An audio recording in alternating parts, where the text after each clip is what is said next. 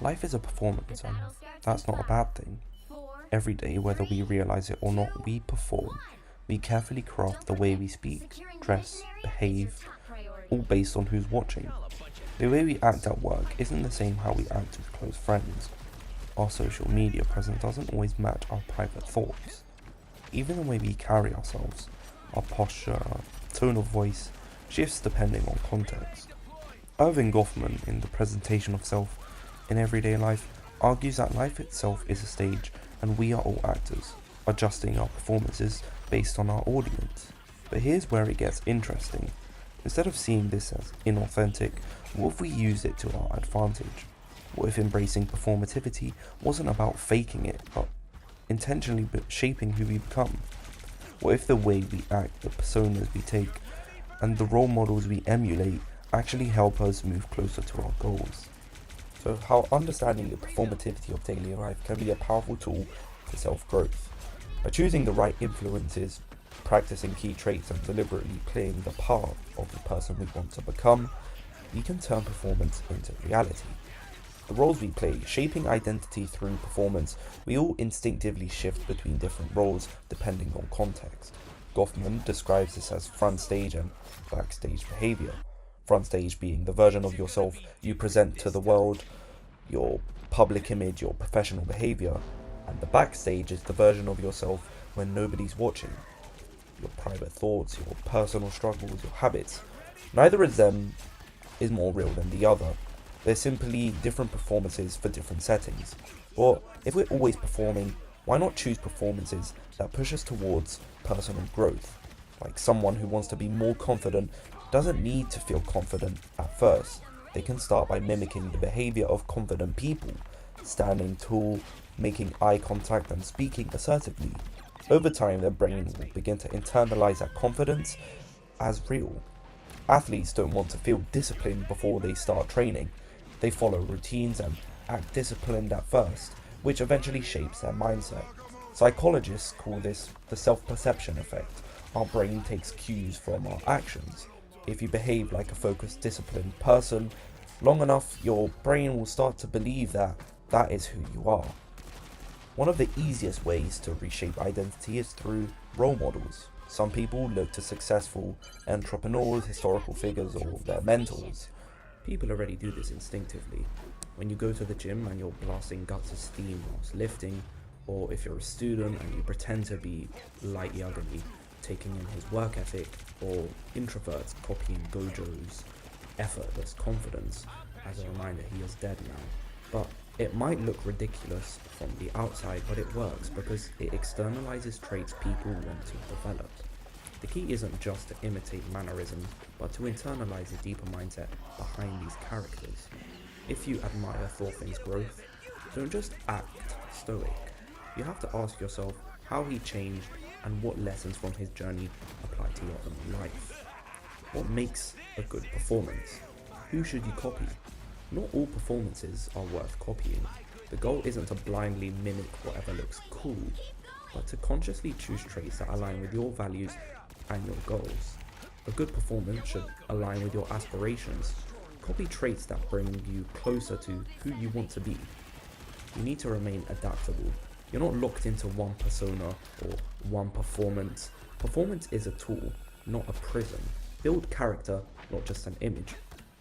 Confidence, discipline, and resilience aren't about looking strong, but becoming strong. So, who's worth emulating? People who demonstrate resilience, like Guts or Ippo from Hajime no Ippo, Rocky Balboa.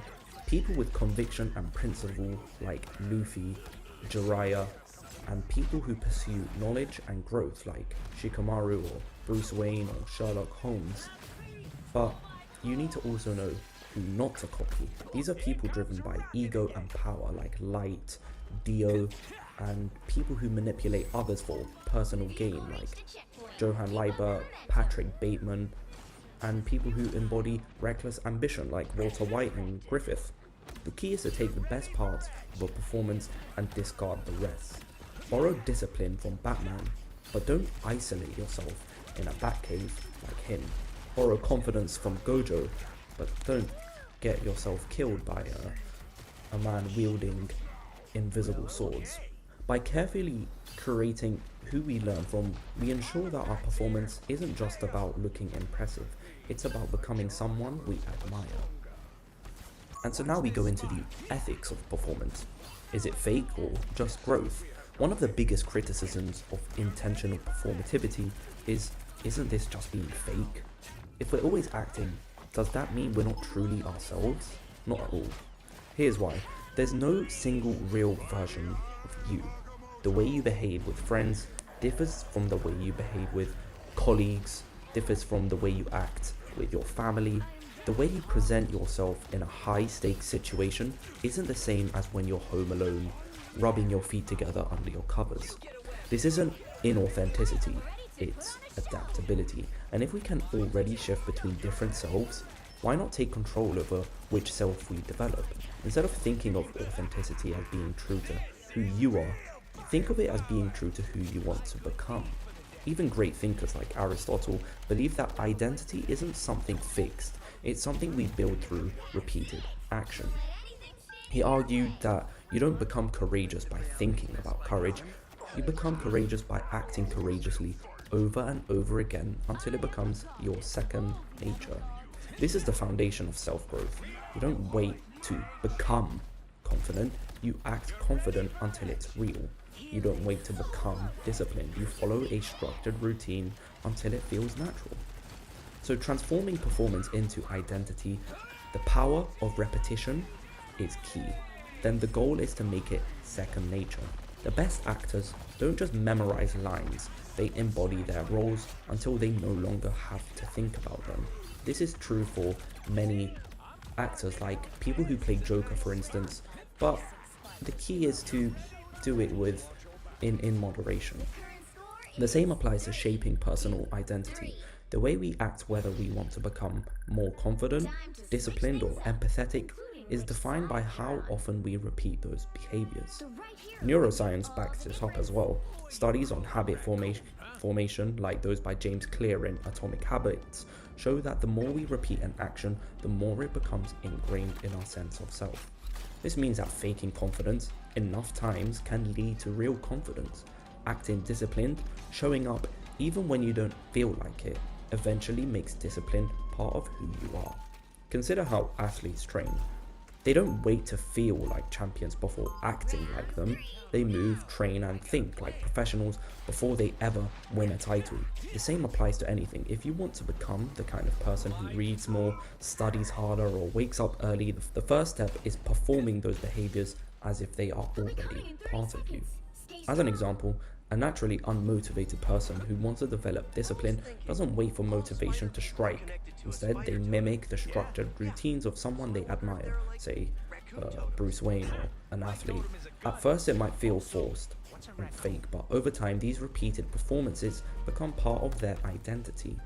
If someone struggles with social anxiety, like me for example, they can borrow confidence from a fictional character, which I don't, but needless to say, maybe they channel Gojo's laid-back energy or Kamina's boldness. After enough practice, they no longer have to think about acting confident, they simply become more comfortable in social situations. This is where the performativity of daily life becomes incredibly practical. It allows us to bridge the gap between who we are and who we want to be. Instead of waiting for confidence, motivation, or self-discipline, we can generate them through action and repetition. So, daily exercises for self-improvement. How to perform your best self. If we want to be intentional about the roles we play, we need practical ways to rehearse them. And here are some simple, effective exercises that I came up with. So, act as if. For 5 minutes a day, choose a trait you want to develop: confidence, discipline, or patience. Then set a timer for 5 minutes and fully embody that trait. Walk, talk, and think like someone who already has it. This can be done in the comfort of your own home. You don't need to do it outside unless you want to. Repeat it daily until it feels natural. You can use fictional or real role models. You can pick a character or a person whose mindset aligns with your goals. As an example, every day for, longer than 5 minutes now, I tend to act like Thor's or Thorfinn's father from Vinland Saga and try to embody his kindness. When faced with a challenge, ask how would they handle this? And if you're struggling with courage, you would ask what would Thorfinn, or Thors in my case, do? Rehearse social interactions if you struggle with social confidence. Practice performing confidence in low-risk situations, like ordering food, making small talk, or even looking at yourself in the mirror and just practicing. Start small and gradually increase the level of challenge. Create a script for your ideal day. Write out how your day would go if you were already the best version of yourself. Try following that script one step at a time. Record and analyze, and keep a journal of moments where you successfully embodied your performance. Reflect on what worked and how to refine your approach. These exercises aren't about faking anything. They are training methods. Just like an athlete rehearses movements before a game, you're rehearsing the traits and habits you want to develop. When performance becomes a trap, while embracing performativity can be a powerful tool for self-growth, it also has potential pitfalls. So the burnout from over-performance trying to maintain a persona can be really exhausting. So use performance as a tool, not a mask. It's not something that you constantly have to wear. Rather, you can have spaces where you can relax and exist without that pressure. So losing authenticity if we're always performing, how do we stay true to ourselves? The solution would be, instead of seeing authenticity as a fixed trait, view it as constantly evolving, a process. The best performances align with your values and long-term aspirations. Mimicking the wrong traits. Not all performances are beneficial. Some behaviors like arrogance, manipulation, or a toxic quote-unquote grind set mentalities can lead to an unhealthy identity. So the solution would be to be selective about who you mimic. Choose traits that both uplift yourself and others. The key is balance. Performance should serve your personal growth, not become an exhausting act of pretending. So who should you aspire to be? When crafting a performance, we need to ask, what kind of person am I trying to become? It's not just about looking cool or powerful, it's about choosing values that actually matter. So my final thoughts. Writing your own script if life is performance, then you are both the actor and the playwright. You get to decide which role you play, how you play it, how it's refined, and how you can evolve over time. Through intentional performance, you can cultivate confidence before you naturally feel it, build discipline before it becomes second nature, and become the version of yourself that you admire, not by waiting for change, but by performing it into existence. You're already playing a role, so why not make it one that leads you towards your goals?